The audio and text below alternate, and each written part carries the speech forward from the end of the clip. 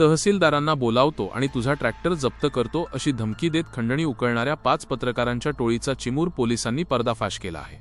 स्वतःला YouTube channel आणि साप्ताहिकाचे प्रतिनिधी सांगून एका व्यावसायिकाला लुटणाऱ्या या टोळीमुळे संपूर्ण जिल्ह्यात खळबळ उडाली आहे। ही घटना घडली आहे चंद्रपूर जिल्ह्यातील चिमूर तालुक्यात। वडाळा पैकू येथील रहिवासी आणि बिल्डिंग मटेरियल सप्लायर प्रथम संजय बाळबुधे यांचा ट्रॅक्टर 23 मार्चच्या रात्री मजुरांना सोडण्यासाठी उसेगावला गेला होता। यावेळी 5 जणांच्या टोळीने पांदण रस्त्यात हा ट्रॅक्टर अडवला।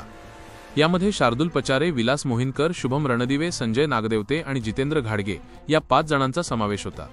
तू अवैध रेतीचा व्यवसाय करतोस, तुझा ट्रॅक्टर तहसीलदारांना सांगून जप्त करायला लावतो अशी धमकी देत त्यांनी 15,000 रुपयांच्या खंडणीची मागणी केली।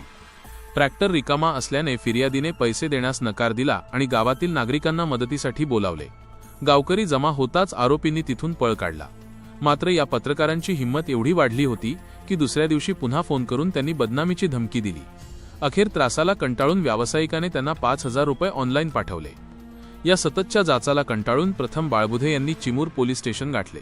पोलिसांनी तक्रारीची गंभीर दखल घेत 5ही जणांविरुद्ध भारतीय न्याय संहिताच्या विविध कलमान्वये गुन्हा दाखल केला आहे।